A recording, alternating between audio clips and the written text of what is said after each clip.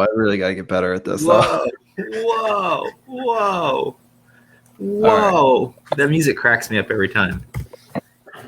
All right, everybody, I apologize because I'm struggling right now. We really need to get back to streaming this on Twitter, Dane. I apologize.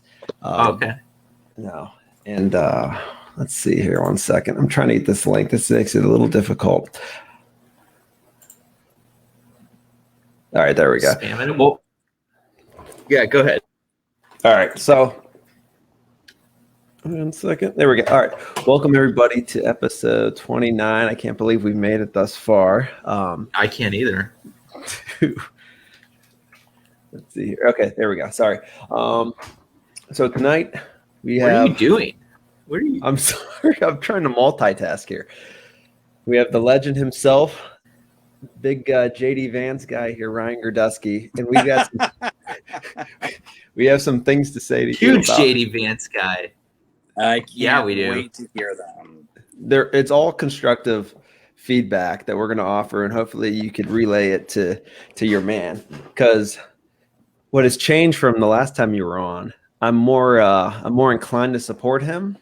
The more of Timpkin I hear, the less I like. However, well, Dane's a huge Timpkin fan, so I mean, he's got the lawn sign outside of his house. Jane we trust. I mean, they don't let lawn signs in my neighborhood. But I will say this: you were right. She's imploded. She's totally imploded. I told you, that she was not going to do well, and she's just a bad candidate. Like she's fundamentally flawed, and she's flatlined. After spending over $1 million. So here's the problem, Ryan. And Michael and I were talking about this before. And Michael, I didn't mean to interrupt your introduction. No, let's go right into this because this is what I wanted to talk about. Where is JD Vance? Where is JD Vance? JD Vance is like the Where's Waldo of candidates, right? He was just I'm friends with this. No, he's nowhere. He's nowhere. I'm friends with a guy named there today. Caleb Thompson, okay? And Caleb is this young, he's energetic, 18, 19-year-old. He's always on the road, huge Trump guy, posting constantly. He's a Jane Timpkin guy. Constantly see her at all these different events, right? No, he's a great kid. And there are all these events, right? And I see at the events, here's who I see. That's fair. That's totally fair. I haven't had I'm not going to go there. He's at the candidate forum. He's at all these different events. And I see Mike Gibbons. I see Jane Timpkin. I see Josh Mandel. I see Josh Mandel all the time, everywhere you go. In Northeast Ohio, like every day, when he's in Warren. He's in and you don't have to watch your own children. He's in Portland. Well, he's doing it though. He's doing it. He's always in Ohio. He's in Youngstown. He's in Cleveland. Okay. He's in my. Okay. You know who I never see? JD Vance. Is JD Vance racist against Northeast Ohioans? Does he hate people from Cleveland and Youngstown? Where is he? Where is Lima, Ohio? Northwest Ohio. It's Northwest. It's not even Northeast. See, Brian, come on. That's what we were saying. Listen to me. He's been a candidate for a month. I have heard your concerns. You have sent me text messages privately about them. I am not on the campaign side. I'm on the PAC side. So I'm not in charge of making his calendar, and I can't control his calendar. I love Northeast Ohio. I've been there. I used to live there for Christina's campaign. I very well may likely be living there again very soon. So I just got a soft offer today, and I'll be probably moving to Northeast Ohio for a few months. So Northeast Ohio is broad, right? It's Cleveland, it's Youngstown, it's Akron. Akron's kind of Northeast, kind of not, but. And Lima is definitely not Northeast Ohio. I don't know anybody. I said, where is Lima? I didn't say that it was. But right. When I worked for Christina Hagan in 2018, I lived like just south of Youngstown. So, I mean, I know Northeast Ohio. It's extremely important to the campaign. JD will make it there. But look, I mean, obviously his message is resonating. Even our own internal poll, which is now public, showed that he went from 4% to 12% since announcing. And in another public poll, the poll that pollster for Josh Mandel even acknowledged that JD tripled his support in under a month. And he got about $5 million of free earned media. So the campaign strategy is working to a point. And I think that there is more going to be happening very, very soon. I know Northeast Ohio wants him there. I want him there. Hopefully he'll be there very, very soon. I feel like a city like Youngstown, right? Or Ashtabula. Ashtabula, it's a great county. Nobody talks about it. It's a lot like Youngstown. Talmadge, Ohio. These are areas that are perfectly made for J.D. Vance and his message, right? The Trumbull County, Mahoney County Republican parties, I don't know if anybody from there are listening, they do a fantastic job. They turned an area that was blue to red. That's this little podcast, right? There's like 18 conservative podcasts in the Youngstown area. So he should be there like all the time. And he's never there. He's never there. Right. People have no idea who he is. Him on this podcast? Bring him on. Bring him on this podcast. Yeah, he'll get like 18 votes. That's pretty good yield for a podcast, right? He might even get like one of the co-hosts. I will. Oh, not two of them. I don't know about Michael. I can't speak for Michael. Well, you could probably get me. You probably snag me. I will. I can't hope to the campaign. I may or may not be moving to the campaign hopefully soon. I may or may not be staying in the pack. I don't really know what my future is, but I will be more and more involved, and hopefully I will find a way to figure out how to get Tim to Northeast Ohio. Can you reveal what is the secret plan for taking down Josh Mandel? I think everybody would agree Josh Mandel is the clear front runner. He's at 40%. Unfortunately. 45%. No, he's not at 40%. I think he's... Well, let's 35, right? He's definitely got the plurality. Okay, the poll that you're citing that he is at 40% gives 15 or 16% to other. Who is an other? Well, not JD Vance. They list every candidate. They put other there. It's clearly they didn't release the full poll, and it's clearly an informed poll because every other poll that has been released both privately and publicly that I've seen that's not informed is over 50% undecided. When you have an informed, so what you do is this. This is like the whole mystery and secret behind polling. I'll tell you right now, as someone who's been in campaigns for 15 years, you release the first question, which is if the election was today, who would you vote for? Candidates A, B, C, D, and E. Then you sit there and say, candidate A loves America, fought our wars, owns a small business, has a dog, has 3 children. Are you more likely to vote for candidate A? And their numbers go up, and then they re-ask the question, knowing what you know, who would you vote for election day? And you're right. A's number soar, and that was what was released with that 40% number. Our own poll, which is public, so I can say it, had Josh at 21% and had JD at 12%. Given the where was fact that Timken? Josh, she was at 7 or 8, I think 8. Okay. Oh. And also the other pollster had him at 8 too. The Club for Growth poll, which is supported by Hold on a second. Can I be right out? Okay. The Club for Growth poll, which was the poll that was released publicly that you're citing, also had Timken at 8. So between those two polls, JD is the second place candidate. He is the non-Josh candidate. And I think as time goes on, we will understand and see that it's either JD Vance or Josh Mandel. Every other candidate is going to fall by the wayside, and that's the decision that voters are going to have to make. Do you want a complete clown like Josh Mandel, or do you want a real leader for America first, and it's JD Vance? Well, so here's a couple questions, right? I do think the other candidates are going to fall away. I think Timken's going to stay because she just has so much money. By the way, this is what I thought we were going to Biden's poll Wait, numbers. what? I saw that in the tweet. I saw the tweet saying Biden's poll numbers. And I don't read any of the show prep. So are we supposed to be talking about Biden's poll numbers? The show prep came about 30 minutes ago. We'll throw some at you on Biden's poll numbers. Go ahead. Well, but what's the plan to take down Josh? I mean, he's on the ground. He's got a network. Say that out loud. He's got. Wait a minute. Let me just say this. He's got an email thing. I was walking around and I got an email and I thought like, oh wow, a love letter from somebody that loves me. And it was Josh Mandel. And I was like, wait, what? How does he even have my email address? And he's spamming me and he's got like people on the ground. Dane, he's are you that Dane? Are you that lonely? You want me to email you? I would love for you to email me. I will Actually, email yes. you if that's what it takes. No, Yeah. Josh. All that Josh did was rent a list. If you've ever signed a petition or if you've ever donated to another candidate, your name is on a list, and they rent lists out. That's all he did was rent a list with your email on it. Oh, That's all he did. I mean, like, it's not that hard. My school board PAC does that. Do you know I'm doing school board elections in Ohio in November? Oh, really? I launched the first nationwide school board PAC, and we're going to be campaigning for taking down Ohio. critical race theory. Yes, taking down CRT. critical race theory in Ohio. Yeah, CRT So wait, in Ohio. Backing Ryan, candidates. if you're say you have a wife that is into like maybe homeschooling or private schools, is school board still relevant for that person? For private schools, yes, 100%. Because private schools have, so school boards do things like hiring, like buying the textbooks. And okay, I mean, so private schools have a lot more leeway, but they are usually buying the same textbooks that public schools are because they buy them massively in bulk and reduced prices. So you're not using variously different textbooks from public school to private school.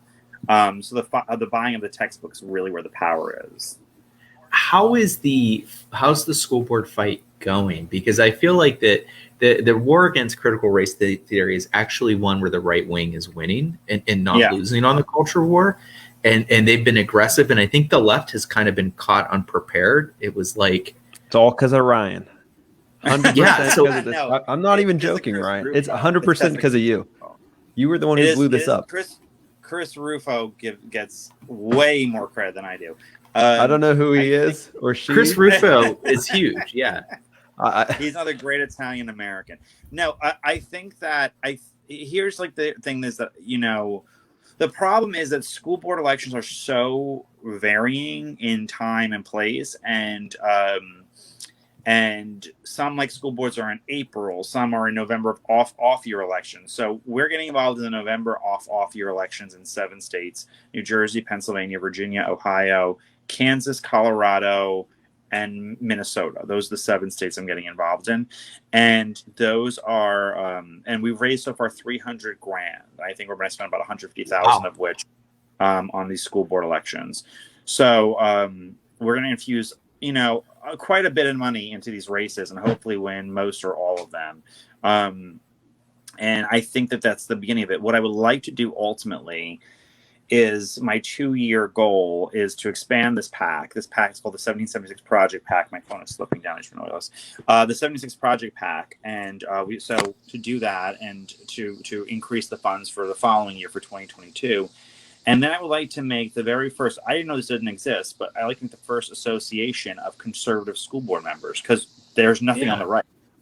It's just been totally forgotten, and nothing's been organized. So next year, my goal is to create an association of you know, school board members that are, you know, more that are against Common Core, that are against not just Common Core, but critical race theory and the degeneration of merit and the degeneration of advanced classes in science and math and, you know, a lot of the transgender stuff, which I think is horrendous. I read Abigail Schreier's book. It made me totally radicalized on the transgender. I haven't read that yet. It is so... You will like not be able to sleep at night. It is insane what they're doing in schools for young girls. Highly recommended. Highly recommended. Why are so many Italian Americans so right wing nowadays? Like, what is it? I mean, you guys are you're. Let me put on my leftist hat. Okay, ready? I'm going to be a leftist.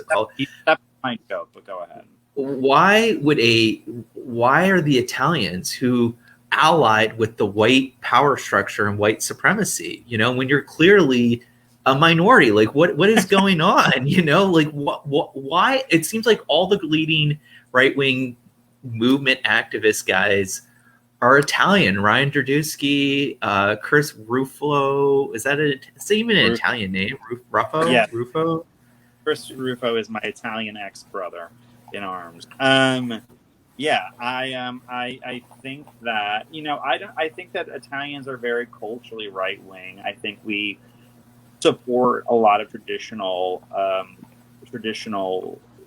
gender norms. We look at family in a very different light than a lot of other people.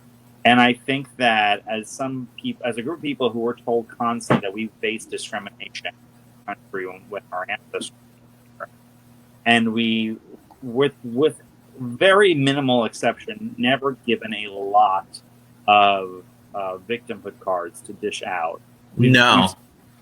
It turns out when I applied to college, I was like, I got some advancement for being Italian. Apparently, it's a discriminated class in New York City or something like that. But nonetheless, with those very exceptions, Italian Americans, for the most part, thrived in a country that we experienced tremendous discrimination.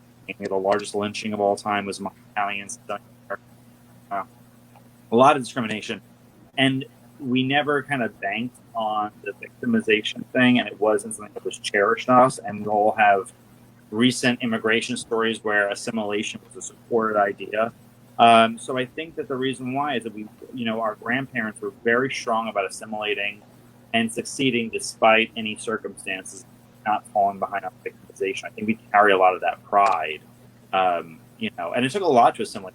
Italians were not. I love it. Michael, aren't you part Italian? Absolutely. Yeah. There's a huge, you might know this, Ryan, but there's a ton of Italians in Youngstown. It's a huge. No, he wouldn't know that because he never visits Youngstown. None of his candidates go to Youngstown. They go to Lima. Christina was here. Christina was there. I've been there, Christina. I know that Cleveland has a lot of Italian. I'd like to think we're number one in Ohio. Dang, you're not an ounce of Italian, are you? No, I no, I am. You're not. missing out. No, you're missing out. I'm Catholic though, so I'm like Italian adjacent, right? Catholic? What's that? Are you converted to Catholic? Kind of, yeah. When you meet an Italian Protestant, it is truly a moment where you're like, "What? How? Do they exist?" My writing assistant over the summer, Anthony Leonardi, was a Protestant. And I was like, "What happened?" He's like, "Well, my mom was Protestant. My dad converted and married her." I'm like, "It's supposed to go the other way. Like, yeah. Take from them, give away." But that is interesting, isn't it? Yeah. So, okay. New question, Ryan. Beyond your Italian American advocacy for the rights of the most oppressed class in America, Fauci set us back 2 years. He did. He and Tony Soprano. What's going on with Joe Biden? Why is he so popular? Why does everybody love Papa Joe or Uncle Joe, as I like to call him? Is that popular? I mean, the Real Clear Politics polling average have him about 50. The unfavorables have certainly climbed. He's lost about 5 to 6 points in favorability rating. And on every issue, aside from COVID, he has been underwater. I think COVID was his, metal, his armor. And I think that the Delta variant and the surge of COVID cases around the entire country, not just in the Deep South, really has inflicted in the fact that all these cities are talking about more mandates, more lockdowns.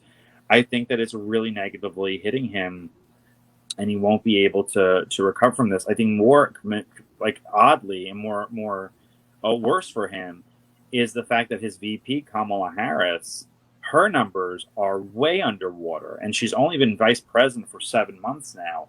The Fox News poll today had her favorability as -8. And the difference between Biden and Kamala is so substantial. I tweeted this out. There's a whole thread that Kamala, with parents, is 15 points lower than Biden. With voters under 35, she's 17 points lower. And with independents, she's 13 points lower. She's got a real unlikability factor that hasn't changed whatsoever. And the lower Biden goes, the more she drags down as well. And I think that if they can't get COVID, if we're talking about more shot lockdowns and major cities demanding, COVID passports and colleges all over the country are mandating both COVID vaccinations and mask mandates. You have to have both. I think it's going to really turn a very sour, an increasingly sour note, and especially as inflation rises, the economy's bad, the border crisis is horrendous. It's one strike after the other. There's really no safe place to leave your eyes, and I'm all for getting out of the war of Afghanistan, but it's going to be a very ugly couple of months where you're going to see women getting put in burqas again or full hijabs again. You're going to see a lot of people being killed in the streets of Afghanistan. It's going to be a really, really bloody scene. And Biden is going to have to own every ounce of that. And that's a hard political choice to make. I support him making it, but yeah, he's going to be in a tough position next couple months, and it's going to hurt Democrats. And that's why they're trying to win this budget bill right now and get everything they can, because they know next year they're getting nothing and they're going to lose the House substantially. Do you think the Republicans are on course to win the House of Representatives in 2020? They don't win overwhelmingly. Oh, wow. Yeah, I think they're going to win by minimum, I would say as of right now, a minimum of 25 seats. That's pretty big, because it's not, I don't remember the balance, but the balance is much tighter than people realize. It's like D plus 8, 9? 8, 9, I think. Yeah. Yeah, no, they'll lose the redistricting alone is going to cost them a couple of seats. But no, it's going to be a wave year for Republicans, and Democrats are already turning against them. And, a lot of these polls are mocked up to advantage Democrats. And they're still, the reason Biden, if you look at most of the polling, the reason Biden's popularity is as high as it is because Biden has more of a cultish approval rating among Democrats than Trump did among Republicans. Yeah. Biden's approval rating is circling in the low 90s. There's very few Democrats who disapprove. Trump wasn't like that until the fourth year of his presidency, but it is monolithic. Among independents, he's underwater in many, many, many polls, and Republicans, there's still room for Republicans to grow among their own base. So it's going to be a very tough year for Democrats. Well, that's because the leftists are total pussies, right? Like, the leftists pretend to be like communist revolutionaries on Twitter, and when it comes time, and then they fold for the most neoliberal shills out there, like Joe Biden, right? Who's one of the most corrupt establishment politicians out there. The left will just go along with it. The right wing doesn't do that always. Not as much. Not as much, yeah. Certainly, there are a lot of moderates who will not go with very extreme Republican, or not a very extreme Republican. Any kind of Republican that they don't like is considered moderate enough. A countdown, I'd say, until you have the narrative from the media being that Ron DeSantis is more dangerous than Donald Trump. Yeah, that's coming. That's absolutely coming. Who do you think is the last group to fall away from Biden? Is it the far left, or is it the moderate Democrats? The first one or the last one? Who's the first one to break away? Like, how does his support really start to crumble? How does he turn underwater? Of his coalition, it will be white working class voters who split from Trump to vote for him. It will be white men. It will be Hispanic men. I think those would be the three. There was an interesting CNN exit poll on the election night, and it had something like 48% of Hispanics who voted for Biden disapprove of Black Lives Matter. So as crime increases, I think that it's going to be a very hard sell for a lot of Hispanic voters. Do you see that? Or go ahead, Dane. No, go ahead, Michael. I was just going to say, do you see the gains Republicans made with Hispanics in 2020 continuing, or was that a one-time thing? That's a good question. I don't think they made that many gains. Well, if you look at a map, like on election, like Miami-Dade, and then you look along the border of Mexico and Texas, that's where the biggest swings were. Yes. I think, Miami may be more permanent. If you look at why Hispanics voted against Biden, there was very different reasons between Venezuelans, Ecuadorians, and Cubans versus Mexicans, Puerto Ricans, and Dominicans. For Dominicans, Puerto Ricans, and and Mexicans, it was crime related. It was hugging BLM so much. For Venezuelans, Cubans, and Ecuadorians, it was communism. It was the socialism message.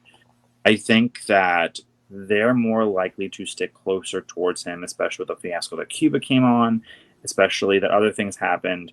The working class Hispanics, I don't know. I think without Trump, I have a very hard time believing that they're going to sit there and stay close to him. We haven't had an election yet with a major Hispanic population. I would love to sit there and see how they splinter, but I don't know right now. I can't imagine the New Mexico election, the New Mexico special.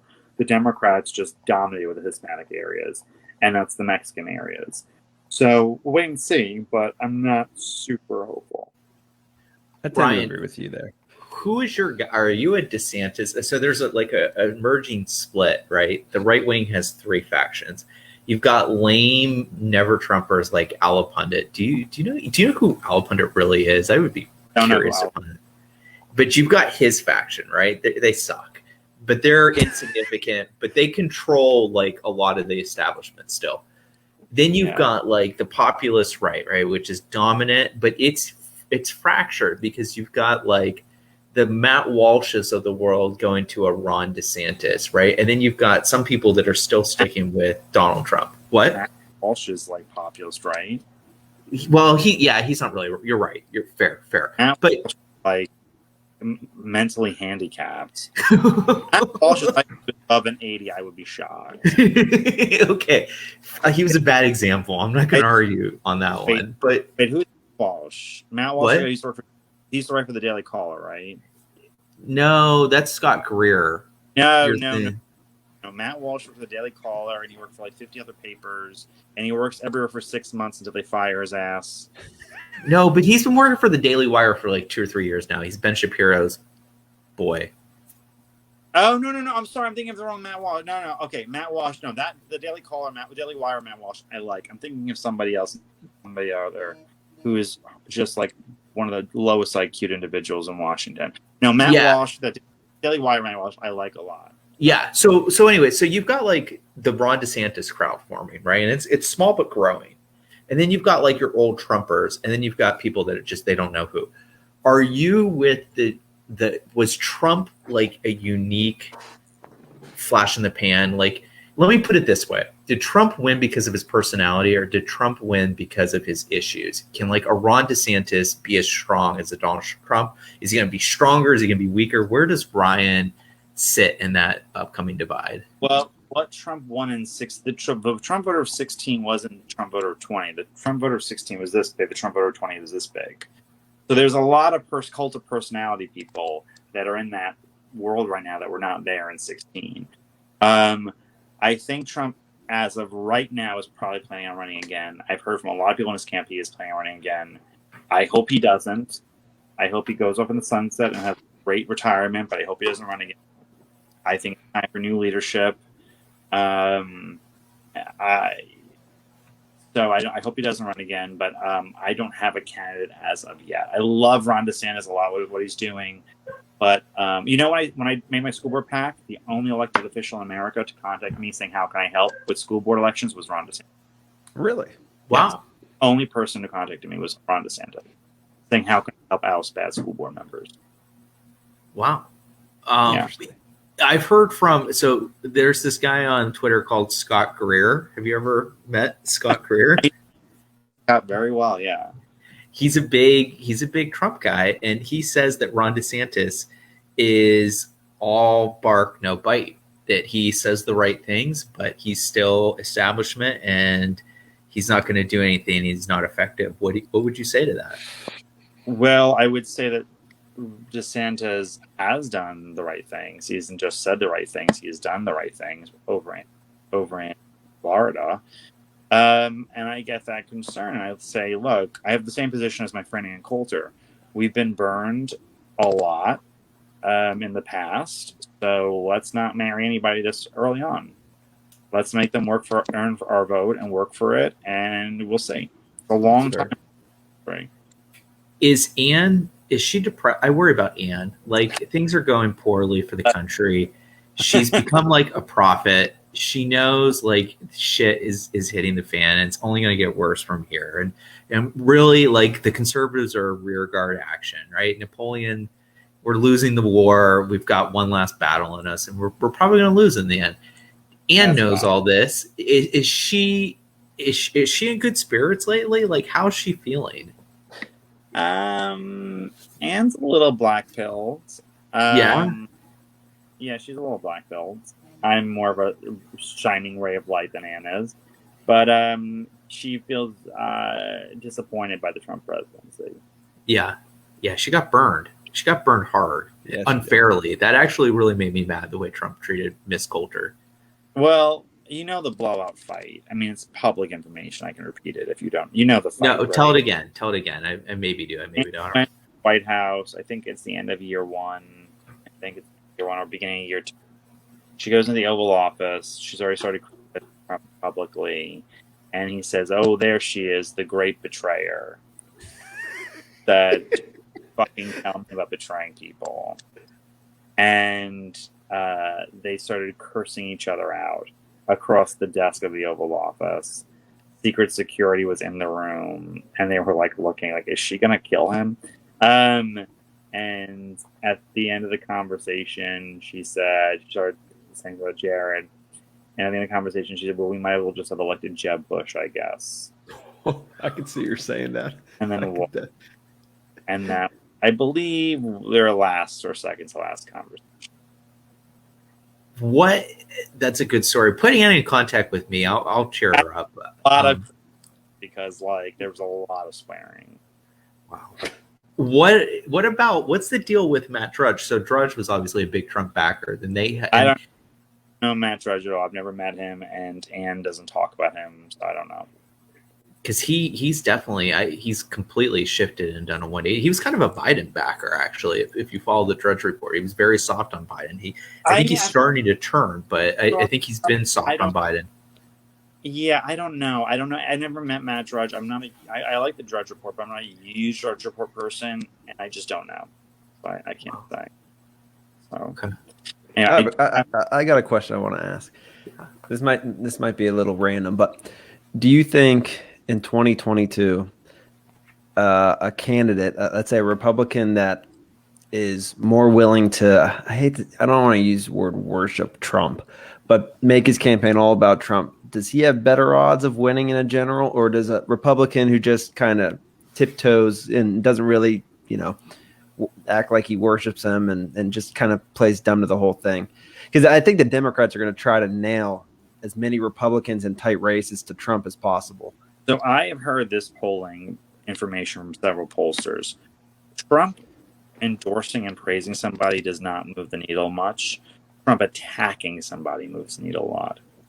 So if you're a Republican and Trump attacks you, it does you a lot of damage. If you're a Republican and just don't praise, Trump doesn't praise you, doesn't mention you, it doesn't do nearly as much damage. And it doesn't hurt you much. And people forget, but towards the end of the 20 campaign, Trump lost a lot of endorsed races. A lot. Yeah, Lauren Boebert, Bob Good, Madison Cawthorn. There was like 2 other ones, and he lost the primaries as endorsed candidates. And, in hindsight, we think of, this Trump's this magic bullet. But he just lost a race in Texas. I think the Trump endorsement's great when you can get it. But if you rest on your laurels that, I have the Trump endorsement, I don't need to work, I think that you're the fool of that right. I think where it can matter, and let's see if Dan agrees with me here, the Ohio governor race, I think Renacci needs it, personally. I know DeWine's unpopular, but I still think he's going to be tough to beat, and I still think Renacci, if he wants to take, because I think the hidden story here is this Blystone guy who's going to eke out, maybe 10-15% of the vote. I could see him taken from Renacci, and those are all Renacci voters. None of them are going to vote for DeWine. I think Renacci needs a Trump to win. Renacci asked me to manage his super PAC, and I still have not yet done it. So we'll see if that happens. I'll let y'all. I have a hot take. I think DeWine has been backed into a corner because corner. If COVID continues to become a thing, right? If Delta cases continue to go up, or if Lambda, book that now, folks. Copyright that name because it's going to be really popular. If the Lambda wave goes up, right? DeWine is going to be forced to shut down and put on masks and stuff like that. And if he does, and I think it's a situation where like 55% of the Ohio public would want shutdowns and stuff, but 60 to 65% of the primary population, and this is just random, probably is against that. So if DeWine does that, Renacy takes off. That's my He's walking a tightrope right now. I think he's talking. Yeah, he can't please both sides. If I'm in his super PAC, I will put that down as something I should sit there and corner and capitalize on for sure. Yeah, because I definitely think the average Republican is probably tired of masks and tired of COVID. I got ouchie today. I got my shot today. What'd you get? The J&J. I will never wear again besides an airplane for the rest of my life ever. No, you will. You will, because you have to, right? Like this is the first vaccine of like 18 to grab come. me at a fucking bar. I will never wear a mask again for the rest of my life. Ever. I'm done. I respect that. They're going to force you. They're going to force you. Dane, you don't know what it's like to have a big nose like I do and wear a mask? It's the most uncomfortable thing in the world. You snot's all over your face. You're sweating at. No, I will never wear a mask. This is why Asians wear them. No one has a big nose. My nose. No, we have shields of armor in Europe. I will never wear again. I'm telling you. You're going to be wearing masks for the next, I'd say 7 or 8 years until they find something new. And I've not worn a mask in probably 6 months. I will never now wear them again. Are you still in New York City? Yes. How do you do that? How do you get Yeah. How do you make it happen? Yeah. Well, don't they in like restaurants, sit down restaurants and stuff? No. I thought he was pushing that. No. He's pushing a COVID vaccine card, which I think is stupid too. But no, he's not pushing. No, you're vaccinated now, so you're good. Yeah. And I'll print more fake copies of mine now, so settle on. I think here's my prediction of what's happened. I think COVID cases spike again. I think, and this is, I'm going to say something very controversial. It's probably going to get us blocked. I think the vaccines fade in efficacy over time. And I think if you look at Israel, if you look at Gibraltar, if you look at Iceland, okay, with the new variants, I think the vaccines over time, they work, and then they fade and they drop off. So I think you're going to see cases spike. I think you're going to see deaths start to spike too. And the message is then, it's just unvaccinated people dying. But I think vaccinated people are going to start dying in large numbers too. Well, I mean, and then I think that once that happens, there's going to be another shit show with COVID, especially as we have it into the fall. So I think the floor is going to collapse under Biden. I would short the fuck out of Biden. And I also think, and this is the economist in me, I think if we have more money printing, we're going to see rampant inflation. And if they have shutdowns, you're going to have a bunch of money come online, right? So new demand. As the supply chain shut down, that gap that I'm making, that's inflation. So I think it's going to get really bad. I hope I'm wrong. I hope this is hysterical. And I think Biden will collapse. What's that? I said, you're saying I should buy in bulk now. I will give you a prediction, though, totally different prediction. I think that next year, especially as you see these governor's elections happening, I have to go up to this because my cousin's going to kill me. As you see these governor's elections happen in these big blue states, especially, with COVID and with the rampant spending at the state level, they're going to need to raise taxes on a massive level. Agreed. In New York, the number I keep hearing, or after your federal, state, local tax, is going to be close to 62%. Holy God. So you have to in New York. You're going to see a run like you've never seen of the middle and upper middle class out of the blue states. You're already seeing it to some extent. Not like you're about to. I think if the tax goes to 62%, you're going to see a flood of people leaving the city. I don't disagree with you there. Yeah. All right, I have to. Okay, Ryan, you've been great. We appreciate it as always. Thank you so much. We'll talk soon. Bye. Bye.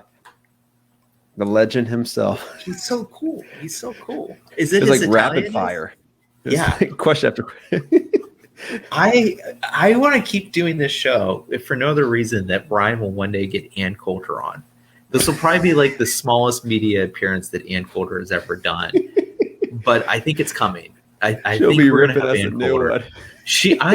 I would be very afraid of Anna Coulter because she's more of a I man would than be both too. of us combined. And I mean that in a complimentary way, not as a jerky way. Like Anne, she's tough. She's very tough. Yeah, she doesn't hold back. She says No. what she wants to say, and she has no filter. And No, we know she's people usually that right though. That's the irony, is that she's right more than she's wrong. well, And, she was people, she was right about Trump in 2016 yeah, and they laughed at her. on Bill Maher's show or whatever his name Yeah, is. yeah. Who do you think's going to win? Of all the people running, Donald J. Trump, and then they all laughed, and Joy Reid, they all chortled, and she was totally right. You were just talking, not to go off course here, you were just talking No, let's about go. vaccine efficacy. There was it's not a study necessarily, but this was from, let me see here. I read this article yesterday. Jack Brasobic tweeted it out about vaccine efficacy as it relates to the Delta variant. Pfizer's is only 42% effective, but Moderna, which I got, I'm a big Moderna guy, 76% effective. So I don't own stock in them. I probably should have bought some because I remember it was Rich Barris was the one on his show who kept talking about got to watch Moderna. I know Pfizer was the first, but I think he said how this one would be quite effective. Anyhow, so 40 was that? What did I say? 42% Pfizer, 76% Moderna, and this is based on. Let me see here. This was actually a pretty large study that was done. I'll find it if you want to react to that. If I could narrow it down here. I think they're analyzing cases in a certain state or in a country, but it was a pretty large, a sizable chunk to come up with those numbers. Michael, let's take a step back, right? Because what the fuck? Sorry, PG. What is happening with COVID? What is going on? Are we going to be in masks the rest of our lives? Are we going to have an internal passport system the rest of our lives? Like, none of this makes any sense. Like, if you've been following it, you follow it very closely, right? Every week, the data and the news changes. And it's not just, here's what makes me so mad. It's not that the data evolves, so people's opinions evolve, which I understand, right? That's a good thing. If new data comes in, you should adapt with it. But we go from 1 week, like grand pronouncements that like, this is the way it is X. And then the next week, it's like, this is the way it is Y. And it's always been Y. And if you disagree, you're anti-science, right? And then a week later, it's now Z. And if you disagree, it's anti-science. Where does it all end? When do we stop? Like, how long is this going to go on? Like, what's happening? What is the Michael Metzinger approach? You've got the vaccine. Do you feel safe? Do you feel worried? I mean, like, what's going to happen?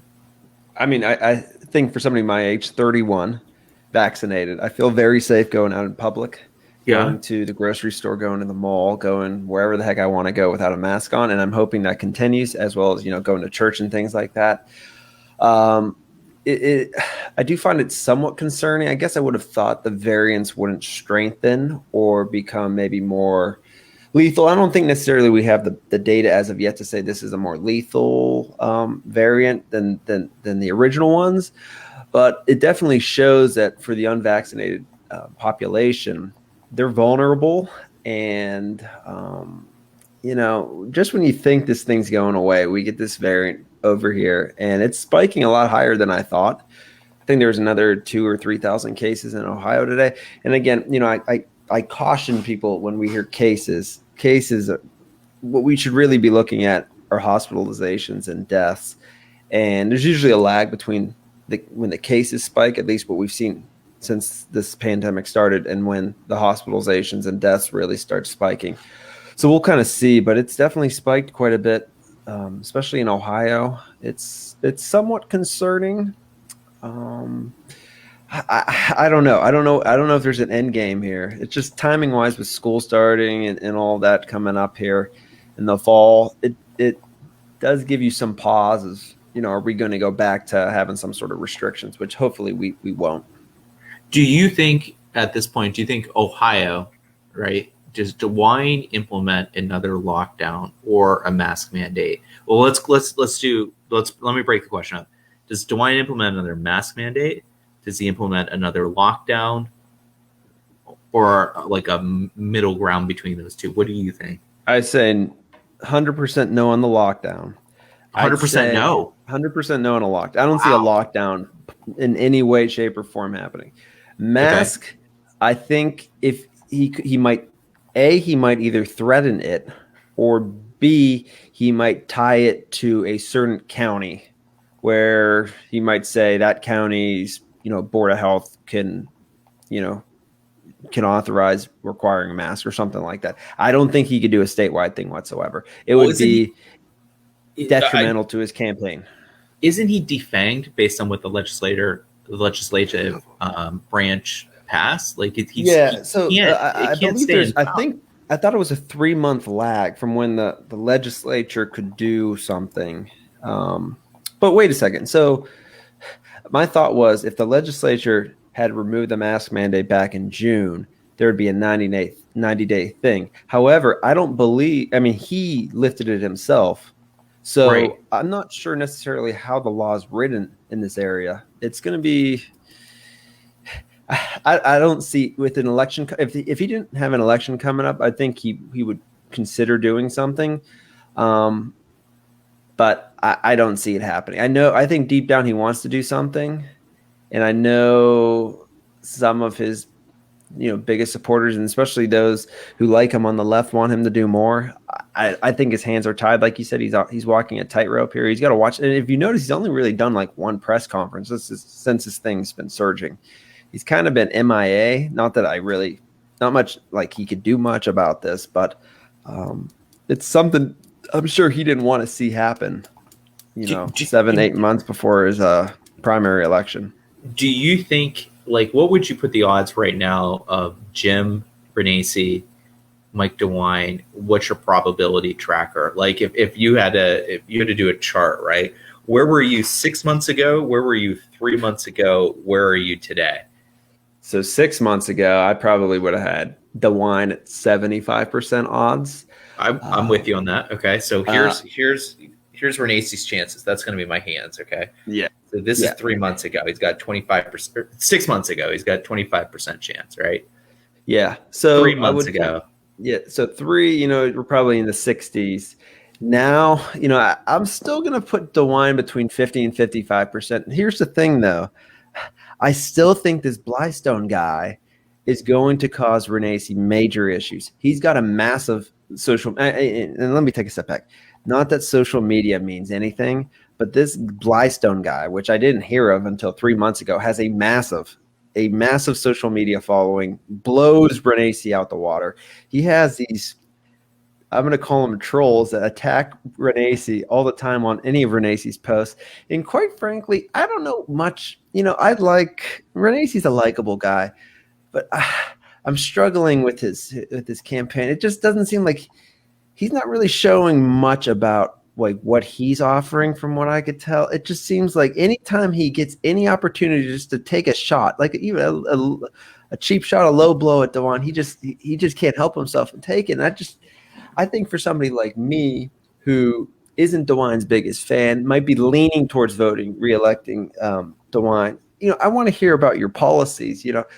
I don't dislike you as a person, but don't make this campaign all about being anti DeWine.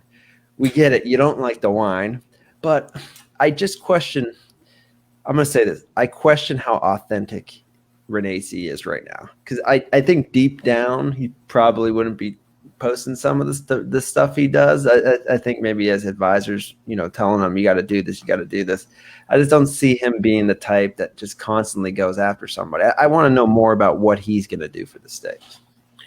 I think Blystone is a secret plant by the Ohio establishment to undermine Renacci. That's my theory. I think you've got a great point there.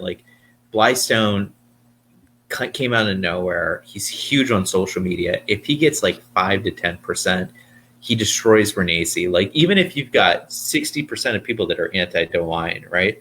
If 11% go Blystone and 49% go Renacci, maybe I'm doing the math wrong. 39% go Renacci. DeWine could still have that 40 and win, right? And just eke in there. I think I did the math right. I don't. Yeah, no, I follow, but he has, like I just mentioned with Ryan Girdusky, none of those Blystone voters are going to vote for DeWine. None of them. So they are just literally taking votes.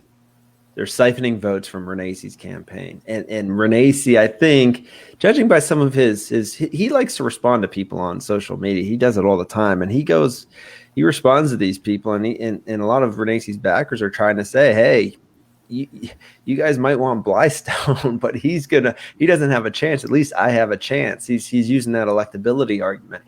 But I think there are a lot of people who view Renace even as like an establishment type figure and aren't on board with him. And if it was a 2-man race, Renace would have a decent chance, but I think this Blystone is going to cause him some issues. And one other factor here I think I want to throw out, and I mentioned this before, is this isn't a primary where you have to be a Republican.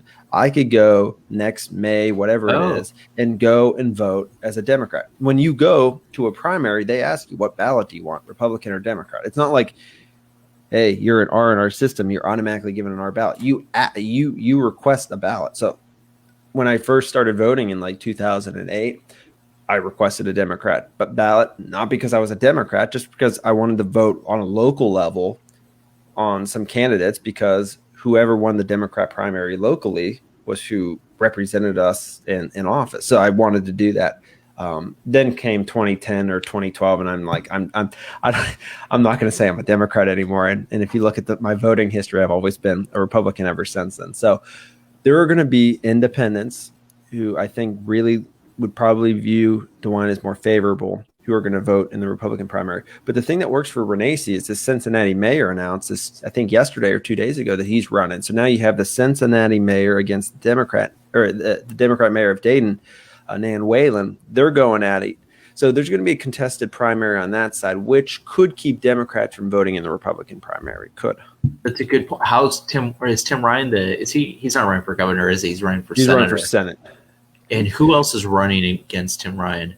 So far, nobody else. And I was kind of expected the Democrat establishment just to keep that Cincinnati mayor out, just so they could raise as much money as possible, have it ready to go, ready to unload on whether it be DeWine or Renace Blystone doesn't have a chance in my eyes, or on the Senate side, whether it be Mandel or Temkin or Vance. And in the chat, Gino DeFabio, legend, has something to say. Blystone has nothing to offer. The anti-DeWine vote is his biggest block. He can't beat DeWine in a primary, let alone win in the general. Much of his Facebook support may not be eligible to vote in the Republican primary.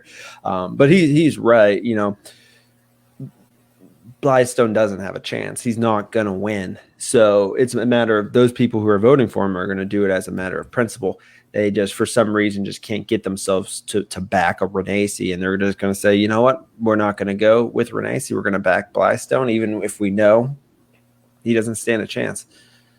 I don't know. Maybe the Blystone people are more bark than bite, though. Maybe they're like 4% of the electorate, right? And so if you're Renace, maybe you get like 40 to 45. The Blystone people are maybe 5. Well, that still gives DeWine a majority. I don't know. I do think Blystone's a spoiler, though. Like he doesn't have a chance. He will keep DeWine in office, right? He is. If you're anti-DeWine, you can't vote for Blystone, right? You just literally have to vote for Renace. That's your only choice, in my opinion. If you're truly anti-DeWine. Yeah, and you mentioned this a little bit ago about the establishment. And I had commented on Facebook, or I sent you a post of the Republican Party chairman from Columbiana County. I believe his name's Dave Johnson, who I think was getting into like a little bit of a Facebook feud with, I think it was maybe even Jim Renace. I could be wrong on this. But essentially saying, we as a party are not going to support somebody in a primary against our incumbent governor. And I do think there's something to what you said about the establishment in the state. Maybe they don't have the biggest names out there, but I think behind the scenes they're going to try everything they can to keep DeWine in there. And like myself, like I don't like everything DeWine has done by any stretch of the imagination. But again, I like enough that I'd consider voting for him again. And I don't want to take the chance on a Nan Whalen as our governor. Because, again, with all this COVID stuff going on, I understand the animosity towards DeWine from those on the right.